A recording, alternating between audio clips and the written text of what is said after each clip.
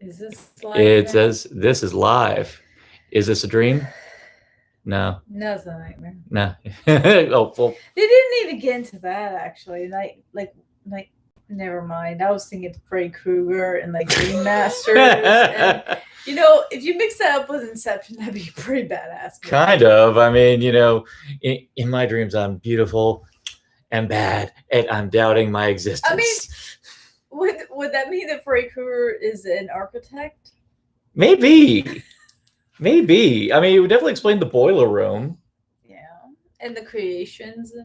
Yeah. But, I mean, yeah, it never seems like the dreamers who go in to fight Freddy. I don't think Nolan was ever thinking of any concepts of Nightmare on Elm Street, but I'm just saying, you know. And if you have to go with dream-based films, that and Dreamscape are like kind of your go-to. Yeah, I admit I've not seen Dreamscape yet. Dreamscape, well, the difference on that one is that the people who can go into the dreams are actual psychics. They don't use any like concoctions or whatnot. They don't have other people who set up the dreams. Or it really is literally two psychics laying next to each other, and they go into each other's dreams. It gets a little hokey at one point, but it's still fun. Yeah, obviously not to the extent of this one. This one is pretty much... No, this one's serious business. Yeah, this is I think now has become the basis of comparison now for anything relating to dreams. I mean, aside from Nightmare on Elm Street. Nightmare on Elm Street Before Christmas. I'd watch that. I would watch the hell out of that. But I mean, Nightmare on Elm Street would probably be their go-to dream movie. But if I had to say, like, non-horror based, like, it leads you to wonder if we had the filmmaking techniques that Nolan had with Inception. Imagine if they had all those tools back when they made something like Nightmare 4. The concept of the concept of the Dream Master would have been realized way better. No, I think the concept of the Dream Master could have been amazing just in general. I'm not gonna. I haven't. You know my opinions on Nightmare 4 and 5. I feel that there was a lot of missed opportunity. Extremely. With a dream, you don't call somebody a dream master not have a master dreams. I'm sorry. That is false advertising. I mean, Cobb, he's a dream master. Ariadne very rapidly became a dream master. Yeah, dream master. Like, whatever. They were dream masters, and I'm like, you know what? You should have been. Oh yeah, Freddy Krueger would have had a prayer. Yeah, Freddy Krueger would have nothing on. The projections would have freaking tore Freddy apart. So we've said our piece about every other dream-related movie that's not Inception, but we're here today to talk about the 10th anniversary of Inception because, yeah, mind blown in many ways. In one, it has been 10 years since Christopher Nolan. Facebook told me this. That whole. You know, you click on the thing, it says like, oh, 1 year, 2 years ago, you posted whatever. And literally 10 years ago, I had posted, went and saw Inception. And I'm like, oh my God. Wow, 10 years. I think I remember you said all 3 times, you went to go see it 3 times in theaters. And I remember you said that it actually gave you a headache all 3 times. Every time I left that theater, I had a blistering headache. Now, I get migraines a lot, and it's usually the movie theater, like the light extensively into the eyes can cause headaches. But literally that one, just every single time, I always said I was thinking too much. Which I can't think of another movie where, well, first off, as they always joke about how they say, oh, there's nothing original in movies nowadays. Well, look at Christopher Nolan. They're original movies. You just don't go see them. I mean, we all went to go see this one because it was Christopher Nolan, who had earned enough clout with his audiences because of the Dark Knight trilogy. Well, before that, I mean, well, it wasn't a trilogy at that point. It was That's true. It was basically people were still. Well, people still were like, The Prestige, Memento, Insomnia. It's like, yeah, the guy knows how to make a movie that's, you know, a story. So yeah, whatever. And I'm always just amazed by how that man is always able to kind of one-up himself. I mean, it's actually been revealed recently. I mean, most filmmakers, I think the reason why filmmakers like, say, Brian De Palma and even Francis Ford Coppola and some of them kind of peter out, is that it seems like they may have run out of tricks. I don't know. I'm always waiting for them to try to do a big comeback or something like that. But Nolan is a filmmaker I would also blame Hollywood. Moving on to the next person, they do like to cycle through people pretty fast. Yeah. And you make one mistake and you're out. So it's unforgiving. It's an unforgiving world, especially if you are an art. I don't want to say artiste, but you're a director who does not go for status quo, and you tend to go for the more unusual. You probably could be booted out, because who's going to ask if you haven't made, like, people are still sitting there going, James Cameron, where's Avatar 2? You know, obviously. Or Steven Spielberg, we know you exist still. But if I said, hey, what was the last movie made by Brian De Palma? Some people would be like, who? You know, that's a shame. That's a shame, but you know, it's a reality too. Yeah, it's a shame. But then they remember the last like big movie he came out with was the Black Dahlia, and they're like, oh yeah, that's why we forgot about him, because he just kind of still has a great deal of time. He's still one of my favorites. So, yeah. You know, so, but Nolan is a filmmaker that has just consistently made it a point to one up himself. Well, he's also a newer member of the directing world. Like, he's come in. He's not from the 70s. Not from the 70s. He's in the 80s. No, he burst. He came in a little within the last 30, 20 years. I'd say 30 years. He popped into the scene in the late 90s with Following. All right, so late 90s. So that's still touching on 20 years. He's at the forefront of this generation of filmmakers of this century. Yeah, that's fine. Yeah. And that's great. And he has his vision, and he has done very well, and good for him. You know, still pushing for having original content. You know, all Hollywood's only, you know, whatever. Yeah. Like, I'm sorry, watching Inception just made me want to go see Tenet more. Yeah. As scared as people are about going back to the movie theaters, I want to go back to the movie theaters. Listen, if the first movie that I'm going to see is Tenet, I'm willing to. Yeah, I've given I'll social distance. I'll wear the mask if it means I can see Tenet. I'll wear a hazmat suit. I don't care. Yeah. I'll do it all. Yeah. If Tenet is going to live up to the promise that Inception did 10 years ago, when that one first came out, I'm willing to go to a movie theater when it opens up. But even if it gets pushed to 2021 or whatever happens, the thing is you can tell from Inception and whatever is that you're going to get a story that is unique to itself. It's going to show you some stuff that you never thought you'd ever see, but you're going to probably very much enjoy. And we'll also show performances of actors people didn't think much of, because one great thing about Inception is that it had a couple actors, one that people forgot about because of Star Trek Nemesis, because that was his only claim to fame prior to it, and another one who most remember as the long-haired girly boy from Third Rock from the Sun. Oh, he was the oldest member. That's the ironic part. I know. That's the joke. Yeah. He was the oldest one. Actually, 10 Things I Hate About You. Well, 10 Things I Hate About You, Angels in the Outfield. Okay, that I didn't see. Oh, yeah. I saw Angels in the Outfield.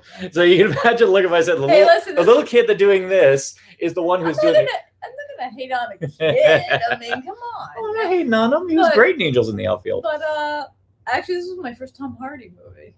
I didn't see Nemesis, by the way. Yeah. You know what? That whole even numbers are good. I don't know. Something in my heart said, don't do it. And I didn't do it. And Nemesis broke the curse. I've never seen it. I've still never seen it. And I don't care. Nemesis broke the curse. Yeah. Don't worry about it. It broke the even number curse. You won't call it a curse because it was benefiting the even numbers, even though I argue it was a curse on the odd number. I argue that not all the even numbers. That's a debate. That will start some arguments. Yeah, let's just say I don't think all the even numbers are as great as everyone claims. Mm-hmm, but that's a debate for another day. Yeah. Yeah. But anyway, this was my first Tom Hardy experience, and so it was very interesting to see him in this role where he's polite, he's rocking his accent. Not like being sassy. Well, he's a little sassy. Oh, no, he's very sassy. But it's just nothing odd. But then, like, the next thing I see him in is Bane, and then Mad Max, and then I've seen videos of him as in the various roles, and I'm like, oh, okay, I did not see that coming. Yeah, I mean, you freaking watch him in this, and then you watch him in something like Bronson, where he's practically unrecognizable. Actually, in that footage, I keep confusing that with the Eric Bana movie Chopper, because they both look pretty damn similar. But this was the first real declaration that Tom Hardy was the masses. He was entertaining. Yeah, yeah. He was the scene thief of the movie. Yeah, he really did. He kind of just showed up and took the whole scene for himself. Yeah. Like, yeah, take it. But then you got Joseph Gordon-Levitt, was someone who people had a long history with, and all of a sudden here he was holding his own in a very elaborate fight sequence. Awesome. He nailed the action sequences, but he was also like an enjoyable character. Mm-hmm. Kind of different. Little China is hiding behind our entertainment center. Somewhere behind there. Trouble. Give me trouble. No, trouble ain't gonna do anything. So one of the other major things that Nolan tends to do, and it's known, he tends to favor doing as much in camera as humanly possible.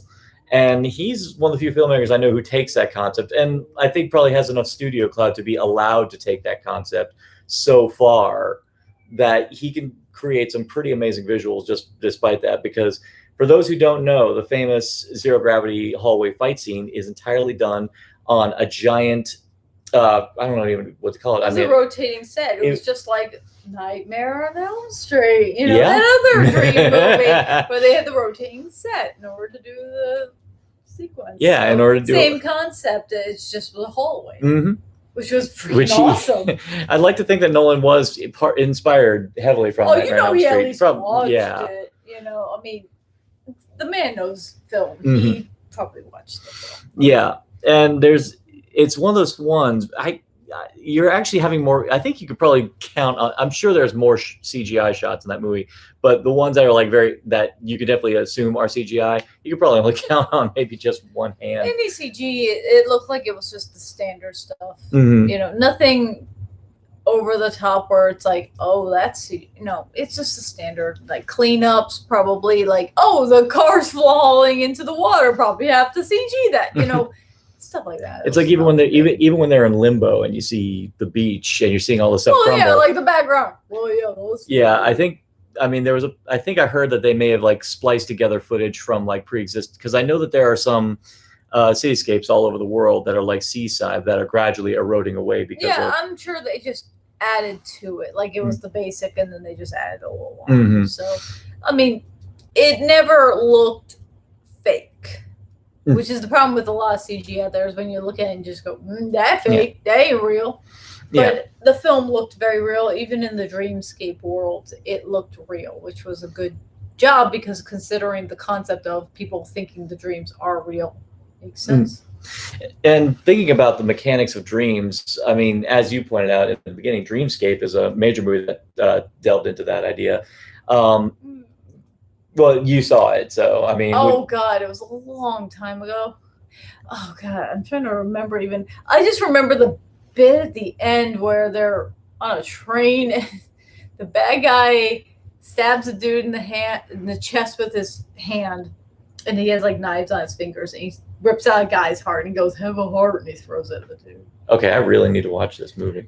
It is about going into dreams to kind of like find the psychological problems. I think there's a sequence where Dennis Quaid goes into a guy's dream because he's having issues, and he finds within the dream the guy watching his wife having sex with like a ton of different guys, and realizes it's like he feels unworthy of her and she needs somebody else. Like weird stuff like that. This is something more like The Cell.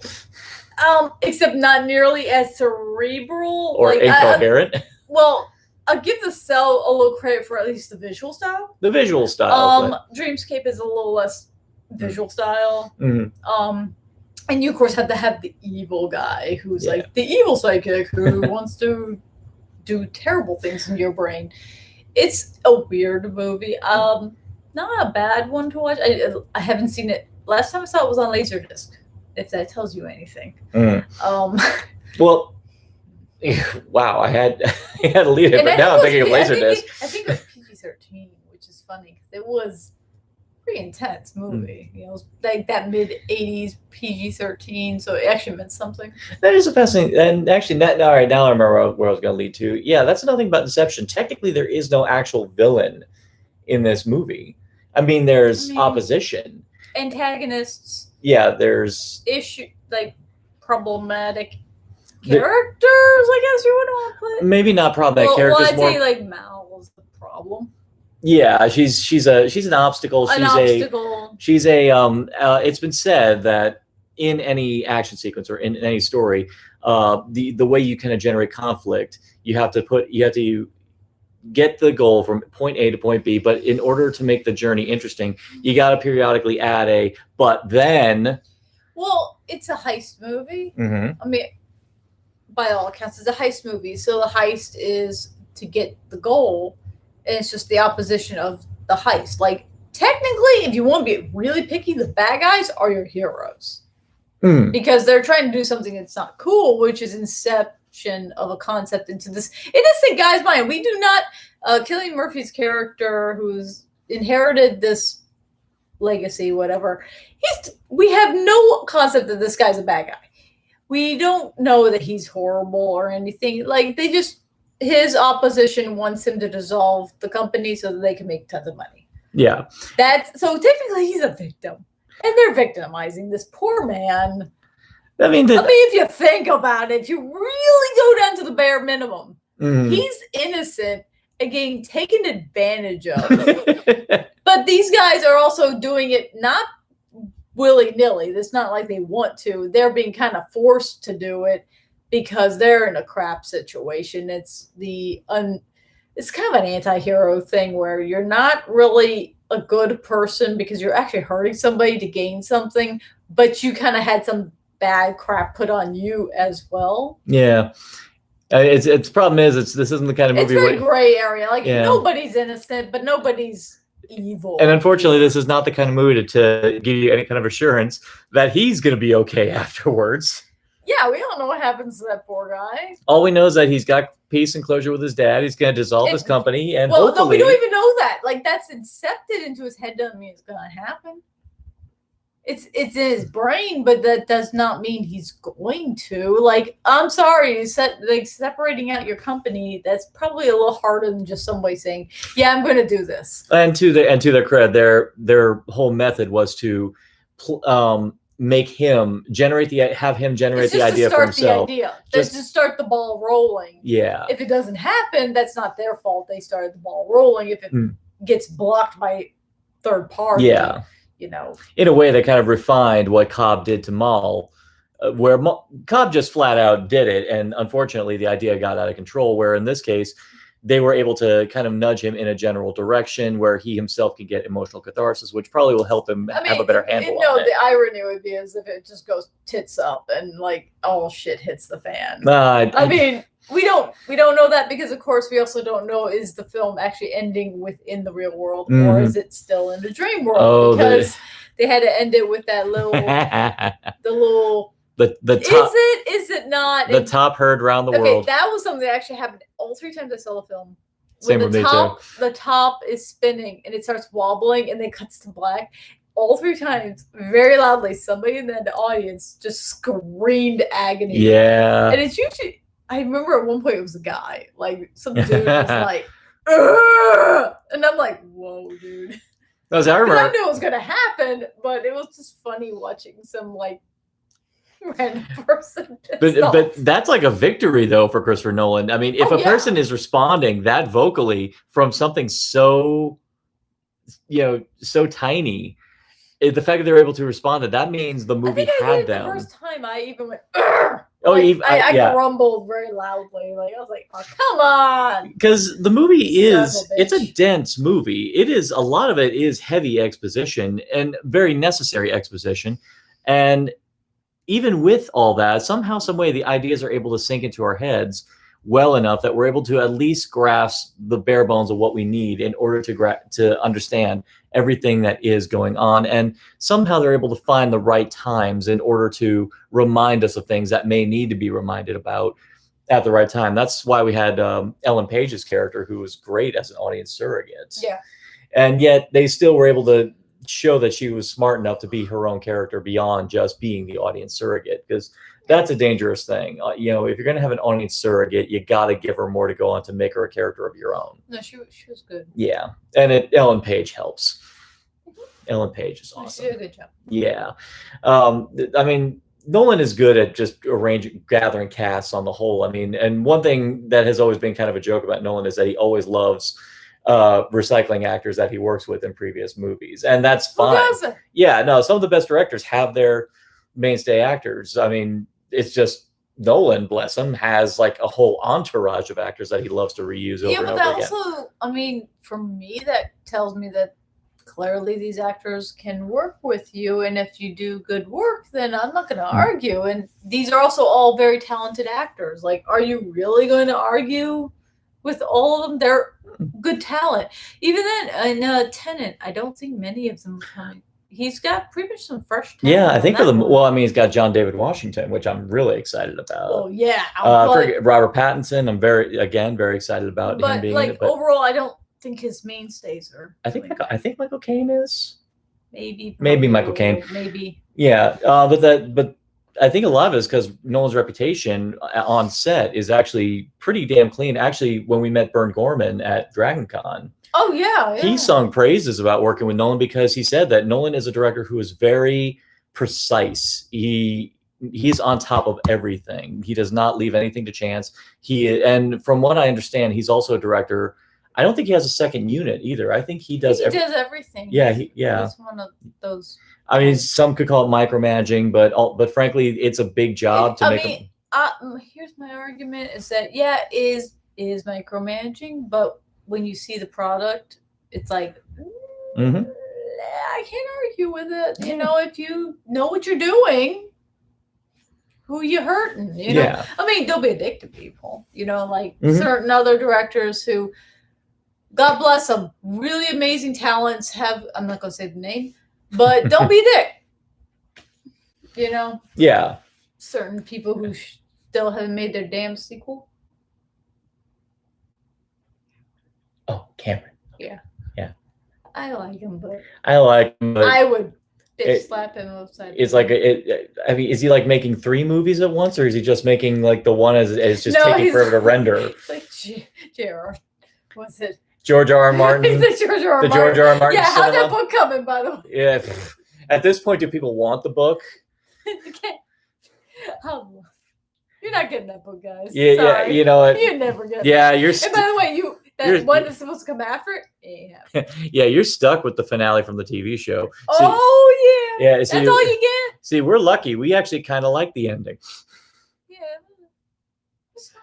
Oh my God, they actually learned from their mistakes. Oh, what a horrible way to end a series. Oh, look, the person you kissed their ass so much, even when they did horrible things, they went bad. No shit. No shit. Yeah. Oh, anyway, back to Inception. Let's not go. Yeah, we can't go too far. I mean, well, the thing is, I mean, we could. From what I remember, I mean, this one generated I haven't seen a movie generate so much debate about the layers of it. Not since actually. Yeah, they really had layers. Yeah, there were actual layers in here, but I mean, not since The Matrix had there been a yeah, honestly, no, I'm kidding you. I'm not kidding you. It's not that deep. But here's the thing: when The Matrix came out, there were books upon books. There were college courses taught about The Matrix because. Dark City is fucking Dark deep. City is deep. Dark City is deep. Dark City is deep. Matrix is like Matrix is okay. Dark City is like the actual book, and Matrix is like for dummies. I'm sorry, it is. It's not deep, guys. But either way, there hasn't been a movie, whether you agree or not. Unfortunately, there hasn't been a movie that has generated that level of debate and intellectualization of what they were showing us. In between, I haven't thought of a movie that hasn't done that. No, in between, Inception totally makes you think. It has a lot of symbolism. Is very, but it was meant to be that way. It was precisely done that way. It also did not sacrifice what it wanted to say to be pretty, I guess you said. I mean, it was just naturally that way. As opposed to, it didn't use special effects to convey heady ideas. Instead, it just let the heady ideas speak for themselves. And the thing is, it was easy for us to get grasped in because it used relatable aspects of what we know about dreaming, and they were able to work it in there. I mean, of course, the idea, and the thing that always messes with my brain whenever I'm going to bed and all of a sudden I'm dreaming is that there's no transition. It's just boom, you're in the dream, and you're acting as if you're going through the motions as if you're still awake, and that's the freakiest aspect of it. And the way the movie's cut, it does that. Well, I actually like that the movie acknowledges the idea of if you die in the dreams, you wake up. Because how often is it in a dream, you're shot, you're hit, you're whatever, something that will kill you, you wake up. That you don't die in the real world, you actually just wake up. And I'm like, that actually is a thing. I've had dreams where I've died and you wake up, you know, and I'm like, oh. Or my favorite one is the one I know I feel it, is the kick. When you feel like you're falling in a dream, I always feel like physically my body's doing some weird spasm or something. You jerk awake, you know. Yeah, that's a real thing. Yeah, and the fact that the movie actually took the time to use that, it blows my mind to think about how much work Christopher Nolan and his brother Jonathan take, because I believe Jonathan helped on the screenplay too, that the two of them did, how much research they probably did in the mechanics of dreaming in order to generate a whole dense plot and a heist scenario, no less, and even the idea to have the projections be something as opposition is a masterstroke. And the fact this must have been like months upon months of research. I can only imagine how long this idea was brewing in the Nolans' heads before they finally had the means in order to tell this story. And it would have pained me if the movie flopped. I would have been very disappointed. But yeah. Obviously it did not. Yeah. And I think the reason a lot of people flocked to this movie was because I think pure and simple just because of Nolan. Because he had generated such a name for himself. I give it 3 things. Nolan, so he has a history with Batman Begins, Dark Knight. So he has clout that people are like, we want to see what you come up with next. 2, it did get positive response. Like people were going, oh, it's something you just got to see. It also was a new idea. Because around that time, like people complain about Hollywood not having original ideas. When something that is from a reliable director and production company and critics are like raving about, people are going to see it. And that is the thing. You know, you bring the word of mouth and all that, people are going to go see it. There are films that are original concepts. I can name a few from last year even. People went to go see because, hey, it's a new idea. As a director has notoriously made some really great films. And, oh, look, people are enjoying them. Not just critics, but people are enjoying them. Yeah. So let's go see it. People did flock to go see A Woman in Love with a Fish Man, and it wasn't based on anything. Remember that, people. One thing I will say, another thing that Inception had going for it is that the trailers were incredible. There was some solid trailers. Well, the teaser trailer was amazing because it didn't tell you jack. It didn't say anything. About as much as Tenet tells you. Yeah, exactly. Yeah, that's like, come on, don't tell me those trailers aren't like. I have no idea what's going on, but I won't see we still have no idea what the hell Tenet's actually about. We have no idea. Back and forth. I mean, the title tells me that obviously it's going to be about folding time because the title is a palindrome. I guess. Yeah. Maybe that's what. Yeah. I don't know. So, but I'll see it. Yeah, because it looks like the same high concept, epic scale filmmaking of Inception. One, I trust Nolan, especially with original concepts that are very cerebral. 2, yes, I'd like to see some original content. Last year we saw many films, and I like seeing original ideas because then I don't know what's going to happen. And I mean, I have no idea what the critical response is, but you know, at this point, I just want to see a goddamn movie. Yeah. All the ones I want to see have been pushed back to 2021. So you know what? All I got left is Tenet. Yeah. No offense. Like I'm totally okay with that, but I don't think I'm going to have it for 20. I've given up 20. Yeah. I'm sorry. Fuck this year. Yeah. Fuck this year right up its yeary ass. Yeah. Yeah. You don't realize how hard it was to watch that little bit of Halloween Kills and know, oh, by the way, that's not coming out till next year. Halloween. And I'm like, thanks. Yeah, thanks Why a lot. Did you show me that to make me feel better about Frankly, life? I don't want any new trailers to come out. I don't want to see anything. Don't show me anything. I'm already angry as it is. If it ain't coming out anytime soon, don't show us anything. I mean, if you already showed the trailer because it was supposed to come out 4 years, 4 months. That's how long it feels. 4 months ago, I'll let it slide. However, fucking hell. I mean, if Tenet comes out in September, October, November, December, I will hazmat suit. I don't care. I will biohazard myself, and I will sit in that theater and I will go goddamn watch it. Oh yeah, and drink my soda intravenously. Case in point, guys, we're in Florida. We will wear hazmat suits for that movie. Start selling hazmat suits. I'm just saying. Yeah. I will wear a T-Rex costume with a mask underneath and gloves and all that shit. Oh yeah. Oh, we're all about the social distancing and the mask. No problem on that. Yeah, our masks are actually hanging in the background right there. You can actually see it right there. That's some of them.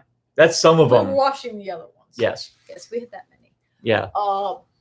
But seriously, if Tenet has to be my first movie in the theater, I'll take it. That's how hungry Inception made us for what Nolan has to offer next. That's how wonderful and imaginative Nolan is when it comes to new ideas that get you so electrified that you have to see it in order to even try to see if you're as clever as him. And that's what we're gunning for. And his films are also cinematic. They're meant for the theaters.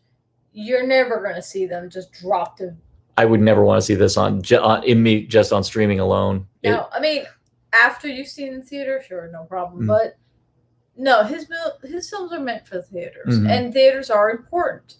They employ so many people in its experience, just like theater, the actual stage is a different experience. I do not want theaters gone. I want Tenet. I want Black Widow. I want No Time to Die. No Time to Die. Those films should be in. I want Mulan. Mulan. Yeah. All should be in a movie theater and a bigger experience. Yes. And yes, we need to be careful.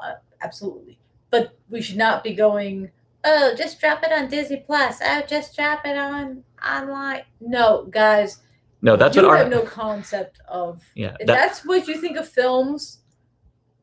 No, just dropping it on streaming is what you do with Artemis Fowl. It's not what you do with Tenet. We don't want to pay for that. And I am glad I didn't pay for that garbage. I wouldn't have paid for that. Yeah. So. Oh God, that was an hour and a half. 10 minutes. I wish I had that. So in closing, I will pay for anything Nolan throws at me in the theater, and I will pay the hottest ticket to go to the biggest screen because I am positive it's going to be a grandiose, epic experience. So until the day comes when Tenet comes out, we still have Inception and we still have many of the wonderful works of Nolan, but definitely prioritize this one because when it comes to big ideas in a big movie, this is probably going to be one of the prime examples of that for many years to come. So in the meantime, do you agree? Do you disagree? If you disagree, I have nothing but pity for you. Yeah, I really don't. Yeah. Why are you watching this if you disagree? You've gotten this far and you disagree? Yeah, like you're at 33 minutes. Exactly. Real life.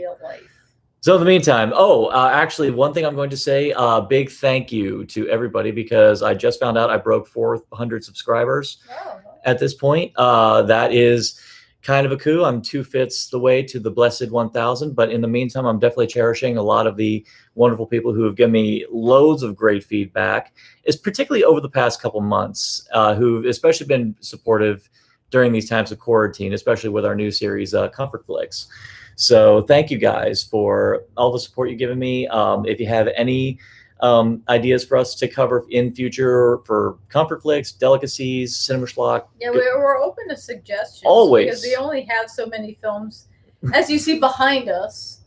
And that's not the ones that are on the list, actually. So nice try if you're trying to figure out what's back there. Good luck with that. But yeah, if you got suggestions, I mean, we're all up on Shudder, we're all up on Netflix and all that. So we love it. Something that's, good, but enjoyable, but maybe not good. I don't know. Well, again, that's I mean, why we have the shows we have, so we can run the gamut between to yes, things can actually be middle ground. There is such a thing as a middle ground, and so hope we will definitely keep the good content coming. So stay tuned. So in the meantime, click "Thou shalt be served." I wouldn't have clicked M stream. Yeah.